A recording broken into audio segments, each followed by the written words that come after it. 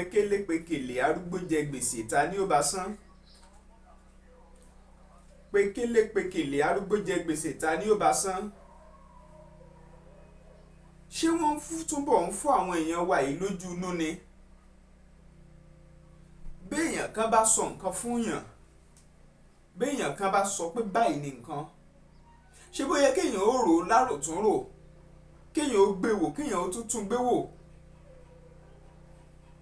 Nílẹ̀ adúláwọ̀ yìí náà, kí ló dé tí irú nǹkan báyìí gògò láàrin wa? Ẹ̀mí ló làwa ti gbọ́ lọ́dọ̀ àwọn aláwọ̀ funfun lọ́hùn-ún. Oríṣiríṣi kúkú la kúkú rínú ayé. Ẹ̀sìn wọ́n ti fi kó bọ́pọ̀lọpọ̀ ìgbésí ayé ọmọ ẹlòmíì. Wọ́n ti fi run ìran míì. Wọ́n ti fi bayé ẹlòmíì jẹ́ tí ò tún lè gbérí mọ́ látara ẹ̀sìn. Ẹ̀sìn ọ̀kan náà ló sì ti la ọ̀pọ̀lọpọ̀ ẹlòmíì, ló ti gbé ẹlòmíì débi gíga tó yẹ pé kò lè gbàgbé láti má jọ́sìn Ọlọ́run nítorí pé kíni, ó ti rí ipa rẹ̀ tí ẹ̀sìn ní fún un. Pásítọ̀ kan rèé, ó sọ fún àwọn ọmọ ìjọ rẹ̀ pé wọ́n gbọ́dọ̀ gbààwẹ̀ o dójú kú láti lè fi pàdé Jésù. Láti fi lọ bá Jésù, wọ́n nílò láti gbààwẹ̀ dójú kú. Èèyàn 39 ni wọ́n ti gbé òkú wọn jáde kúrò níbi tí pásítọ̀ kó wọn jọ sí pé ẹ máa gbààwẹ̀, ẹ máa gbààwẹ̀, ẹ máa gbààwẹ̀, ẹ máa gbààwẹ̀. Pásítọ̀ fúnra ẹ̀ sì rí kó gbààwẹ̀. Ẹni tó sọ fún yín pé ó yá ẹ gbààwẹ̀ kẹ́ lè rí Jésù, pé tẹ́ bá ti gbààwẹ̀ ó dójú kú ẹ rí Jésù, òun fúnra ẹ̀ ò gbààwẹ̀. Òun fúnra ẹ̀ kò sí tó ṣe. Lóòótọ́ ọwọ́ àwọn ọlọ́pàá ti bà á báyìí. Ibo ló ti ṣẹlẹ̀, báwo ló ṣe ṣẹlẹ̀, wá gbọ́ làbárè. Máa mú ní èdè méjì, Yorùbá àti èdè Gẹ̀ẹ́sì, kó lè fi rọrùn fún wa láti lóye fáwọn míì náà tí wọ́n béèrè fún bẹ́ẹ̀. 39 bodies retrieved after worshippers died while fasting to meet Jesus. Police arrest church founder Paul Mackenzie Ntenge. Báwo ló ṣe jẹ́? Àwòrán ẹ̀ náà lẹ̀ ń wò yìí bó ṣe ń kó àwọn òkú yẹn. No fewer than 39 bodies have been dug up by the police from the grave in Malindi, a coastal town in southeastern part of Kenya. Ẹ̀dìbà Áfíríkà ní ilẹ̀ adúláwọ̀. Àwọn aṣàlàyé síwájú wọ́n ní the pastor was arrested for telling his followers to fast to death.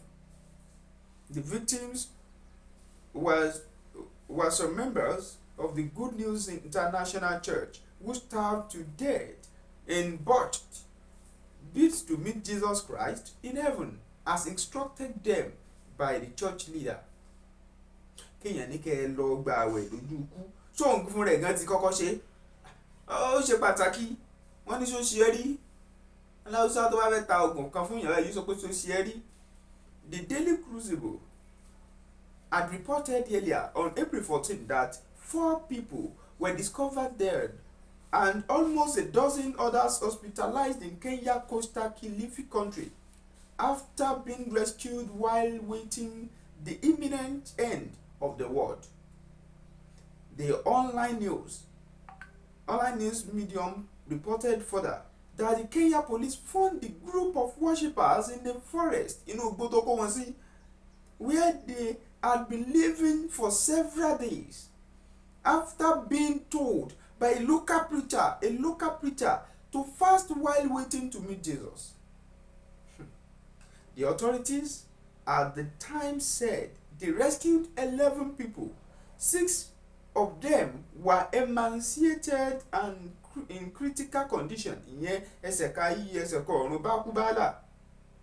While the police said they would resume a search for more members of the group following report that others were still in the forest, and as a fresh grave was also found in the forest necessitating further investigation. As of Sunday, however, 39 bodies have been found so far on land owned by a Kenyan pastor who had since been arrested for telling his followers to fast to death. According to the Hindu, ẹ tún wá máa gbọ́ o.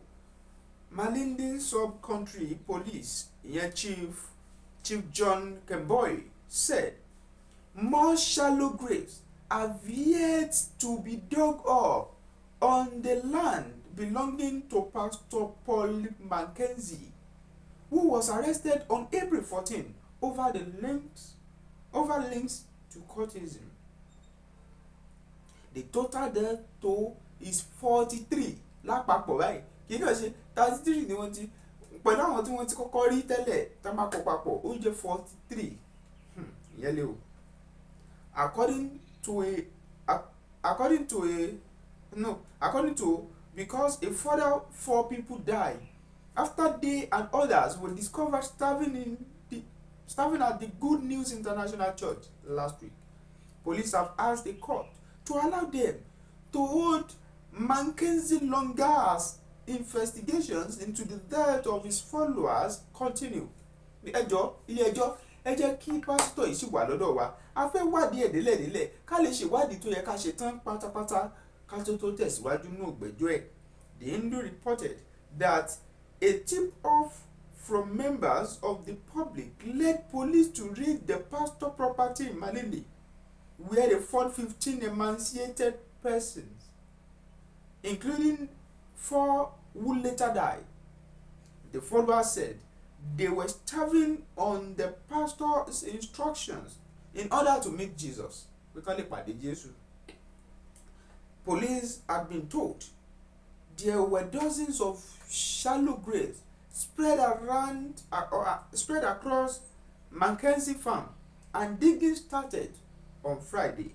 Iṣẹ́ ti bẹ̀rẹ̀ wọ́n ní wọ́n ti bẹ̀rẹ̀ sí gbẹ́lẹ̀ láti máa wo àwọn òkú tí wọ́n ti hú jáde. Mackenzie has been on hunger strike for the past 4 days while in police custody. Nígbà tí ó dé ọ̀dọ̀ ọlọ́pàá wọ́n ní kò lè jẹun pé kò jẹun mọ́ láti bí ọjọ́ 4 ní pásítọ̀ náà ni o. Ṣùgbọ́n tẹ́lẹ̀ òun jẹun o gbà tán gbé ní o tán gbé tán tó wà ní àhámọ́ wọn. The pastor were arrested twice before, in 2019 and in March of this year, ìyẹn lọ́dún yìí, in relation to the death of children. Nítorí ikú àwọn ọmọ kan náà ṣe gbéńgbà náà o. Each time he was released on bond, and both cases were still proceeding through the court according to the paper. Also, Kenya Broadcasting Station KBC said that 58 graves have so far been identified, adding that dead children are among those that have been exhumed. Meanwhile, Paul Mackenzie Ntenge, the founder of the church, also known as the cult leader, though in police custody, he denied any wrongdoing.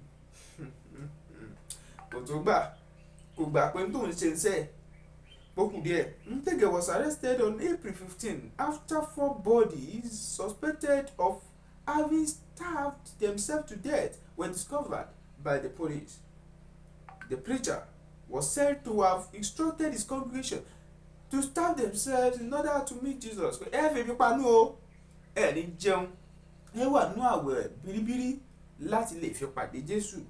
In one grave, investigators found the bodies of 3 children with their father on one side and their mother on the other side.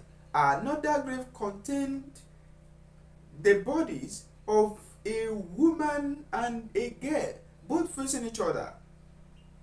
All appeared to have died in recent weeks.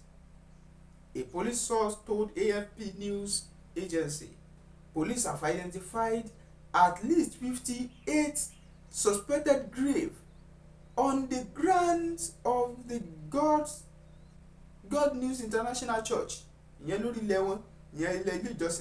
raising fears that the death toll will rise significantly.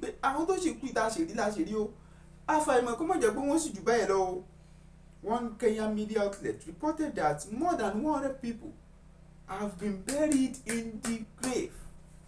But I want to do be 100 we have not even scratched the surface, which gives a clear indication that we are likely to get more bodies by the end of this exercise. Pastor Kẹ̀lẹ́ńgì àgbẹ̀pọ̀ okò ẹ̀ ó ti rán ọ̀pọ̀lọpọ̀ lọ sí ọ̀run àrèmábọ̀ báyìí o. Ó ti rán ọ̀pọ̀lọpọ̀ lọ sí ọ̀run àrèmábọ̀ báyìí o, àbí? Nítorí wípé èèyàn 39 ni wọ́n ti kọ́kọ́ tó padà rí báyìí, yàtọ̀ sáwọn míì tí wọ́n ti ń rí. Tán bá kó papọ̀, àwọn kan tiẹ̀ sọ pé ó ti 100, àwọn kan sọ pé 40 something làwọn tí wọ́n ti rí. Ẹ dúró náà, ẹ̀yin èèyàn wa nílẹ̀ adúláwọ̀, ẹ jẹ́ àtúbọ̀ mọ́ ṣe ọpọlọ wa. Bẹ́ẹ̀ náà la rí kan ní last year ní Ondo tó kó àwọn ọmọ ìjọ sábẹ́ àjálẹ̀. Ó kó wọn sábẹ́ àjálẹ̀, ó ní yá ká máa gbàdúrà pé tó sì máa gbààwẹ̀ láti lè fi pàdé Jésù. Àríkan lẹ́nu ọjọ́ mẹ́ta yìí ní ìlú Ìbàdàn ní ìpínlẹ̀ Ọ̀yọ́ tó yẹ pé òun ṣe crusade ọmọ ilẹ̀ country mi nílẹ̀ adúláwọ̀ náà ni kan tó ṣẹ́jú fóònù tó ju 50 ó ti pòórá. Oríṣiríṣi bẹ́ẹ̀ àwọn wọ̀nyí dẹ̀ ló bá àwọn ìránṣẹ́ Ọlọ́run tòótọ́ jẹ́ láwùjọ. Àwọn ìgan náà bá ìránṣẹ́ Ọlọ́run tòótọ́ jẹ́ láwùjọ. Kí ló dé? Kẹ́ ẹ gbàwẹ̀ kẹ́ tó ẹ wo tèmi tí ń tòótọ́, kí lójú òye yín, kí ni comment ti yín, kí ni èrò ti yín? Ẹ kọ sí comment section, ẹ subscribe sí Bembeyeke TV, ẹ tẹ notification bell option all, ẹ share fáwọn ẹlòmíì. Ẹ jẹ́ kí mọ̀ pé Bembeyeke TV ó yàtọ̀. Olúwatóbilọ́ba Fásùgbà ló kọ mi, Bembeyeke lẹ̀ ń pè mí lónìí mo mọ̀ pé tún ti wò ó lónìí. Bembeyeke yóò máa ju wa ṣe láṣẹ Èdùmàrè. Ní báyìí ẹ farabalẹ̀ subscribe, ẹ tẹ notification bell option all, ẹ share fáwọn ẹlòmíì. Ẹ jẹ́ kí wọ́n mọ̀ tẹ́ ń gbádùn ní Bembeyeke TV. Ẹ máa wò nígbà gbogbo.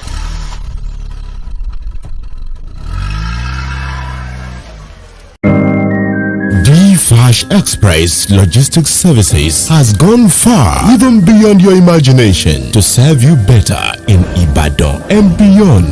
Flash Express Logistics Services has proven integrity to make you get whatever you want, wherever you are, and whenever you wish. Our services include global and local courier services, e-commerce, express delivery, pickup and delivery, and a lot more. Your convenience and safety of your parcels and luggages are so paramount to us. For further inquiries, please call Flash Express Logistics Services on 0906 727 0530 and 0805 467 5088. Flash Express Logistics Services. Your convenience is our priority.